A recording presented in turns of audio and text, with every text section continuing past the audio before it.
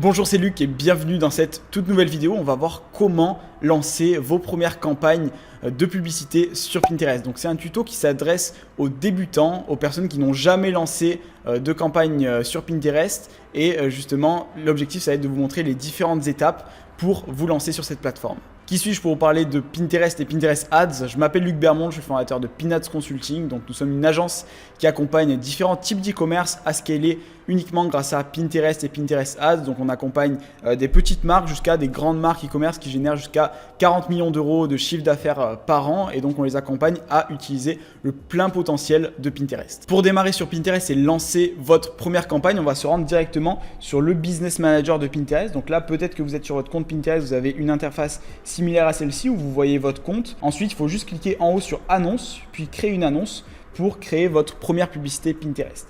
Donc je vais cliquer sur annuler ici et donc là on a différents objectifs de campagne qui vont vous être proposés. On a l'objectif d'intérêt, de notoriété de marque, de vues vidéo et après conversion et vente par catalogue. Donc je vous invite vraiment à faire attention juste à cette partie de droite qui est la meilleure au final parce qu'on indique clairement à Pinterest qu'on veut obtenir des ventes, des conversions et du coup je vous invite vraiment à partir sur cet objectif de conversion et vente par catalogue, c'est si vous avez un catalogue produit. Mais voilà, si vous êtes débutant, je vous invite de vous lancer directement en conversion. C'est le meilleur moyen d'avoir des résultats le plus rapidement possible. Donc là, dans l'exemple, quand je clique sur conversion, je ne peux pas sélectionner l'objectif de conversion parce que le pixel Pinterest n'a pas détecté d'éléments et de ventes sur mon site web. Donc je vous invite soit à faire des faux achats, des faux ajouts au panier au démarrage si vous n'avez pas de vente sur votre site web directement, ou bien de patienter quelques jours le temps que l'algorithme comprenne qui sont vos prospects acheteurs. Et si vous avez plus de questions à ce niveau-là, j'ai réalisé une vidéo à ce sujet que je mettrai par là ou par là qui vous permettra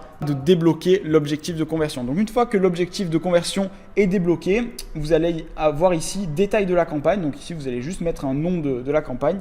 Moi, je vais l'appeler par exemple campagne d'acquisition. Voilà. Tac. Donc là, vérifiez bien qu'après cette barre, ce soit bien marqué conversion. Si vous cliquez sur conversion et si je change ici, ça va changer directement. Donc là, je vais reprendre directement avec la campagne d'acquisition. Et là, donc, une fois que j'ai le nom de ma campagne, je vais laisser le statut actif ici. Donc là, vous pouvez descendre et là, vous allez pouvoir mettre votre budget quotidien. Donc, je vous invite, il n'y a pas de budget minimum sur Pinterest, mais ce que je vous invite, c'est de surtout lisser votre budget publicitaire sur une dizaine de jours. Admettons que vous avez 100 euros de testing, il faut partir sur 10 euros par jour et non 30 euros par jour pendant 3 jours puis couper, parce qu'on a une phase d'apprentissage sur Pinterest. Donc, je vous invite surtout à lisser votre budget publicitaire sur 10 jours, c'est important. Donc, admettons on a 100 euros de budget publicitaire, je vais partir donc sur 10 euros par jour pendant 10 jours. Donc, je sélectionne et je mets 10 ici. Je vais cliquer sur exécuter en continu ou bien à des dates précises pour lancer à partir de demain, par exemple, pour laisser à l'algorithme le temps de dépenser le budget sur toute la journée. Et donc là, on est au niveau de la campagne. Donc sur Pinterest, il y a 3 niveaux. Il y a le niveau de la campagne, le niveau du groupe d'annonces et le niveau des annonces. Donc la campagne, elle contient différents groupes d'annonces. C'est là où on va effectuer notre ciblage. Et chaque groupe d'annonces contient différentes annonces, donc les créas publicitaires, que ce soit des images ou des vidéos. Donc là, on a vu la partie campagne, on passe à la partie groupe d'annonces pour cibler les prospects que vous souhaitez acquérir pour votre site. Donc ici, là, vous avez juste à renommer votre groupe d'annonces ici et là, je vais cliquer sur trouver de nouveaux clients. Donc soit vous avez la possibilité de renouer avec votre audience, donc ça c'est plus des audiences de retargeting, donc recibler des personnes qui vous connaissent déjà, ou bien de trouver de nouveaux clients. Donc là, je vais cliquer sur cette option numéro 2 en cliquant sur choisir ici.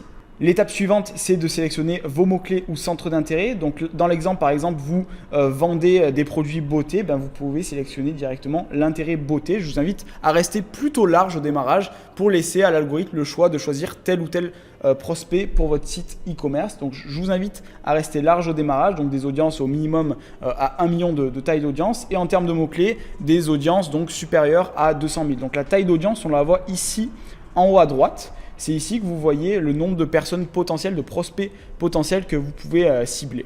Une fois que vous avez sélectionné vos centres d'intérêt ou les mots-clés que vous souhaitez cibler, donc les centres d'intérêt, vous pouvez en mettre un ou plusieurs, et en mots-clés, je vous invite à en mettre vraiment plusieurs, donc entre 20 et 30 pour arriver à plus de 200 000 au minimum de taille d'audience.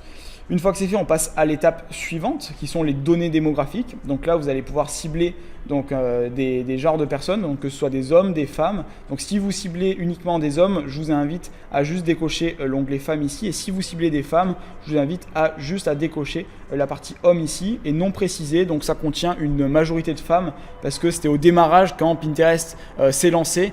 Il ne segmentait pas pour savoir si vous êtes un homme ou une femme, et donc au démarrage quand Pinterest s'est lancé, il y avait beaucoup plus de femmes que d'hommes. Donc dans cette catégorie non précisée, laissez-la cocher, mais il y a 70% de femmes à peu près.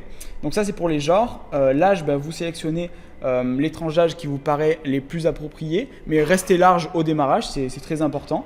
Idem pour le lieu et pour la langue, et pour les appareils, je vous invite à rester plutôt large et en emplacement à ne rien toucher ici pour laisser le choix à l'algorithme de choisir directement quel emplacement il va choisir. Et l'algorithme est très puissant à ce niveau-là, donc je ne vous invite pas à le guider au démarrage, sauf si vous avez de la data au préalable.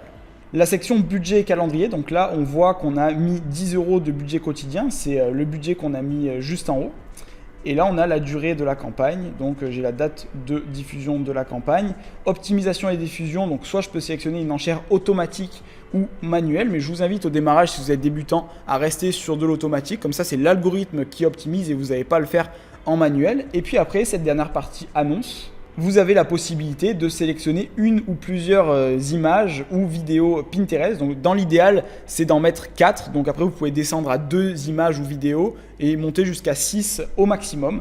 Donc pour les sélectionner, vous avez juste à cliquer dessus. Donc ici, je vais en prendre 4 pour l'exemple. Dès que je vais cliquer sur passer en revue les épingles sélectionnées, je vais avoir la présentation des épingles que j'ai donc déjà sélectionnées. Je vous invite vraiment à cliquer sur aperçu de l'épingle et à regarder sur votre smartphone qu'est-ce que ça donne en tant qu'utilisateur lambda. Donc vous installez l'application Pinterest sur votre mobile et vous allez voir qu'est-ce que ça donne pour un utilisateur lambda, votre publicité, pour voir si vous avez quelque chose à modifier en termes de titre, de créa, de miniature, etc. Et c'est le meilleur moyen de ne pas faire d'erreur. Donc je vous invite vraiment à cliquer sur aperçu de l'épingle pour voir qu'est-ce que ça donne pour un utilisateur qui navigue sur Pinterest quand il voit votre publicité. Et donc une fois que vous avez bien sélectionné votre publicité, vous pouvez modifier l'URL de destination. Donc ça, c'est le lien. Dès que les personnes cliquent sur votre image ou vidéo, elles vont être redirigées vers ce lien. Donc c'est ici que vous pouvez le modifier. Et donc une fois que c'est fait, vous avez juste à cliquer sur publier et votre première publicité est créée donc sur Pinterest.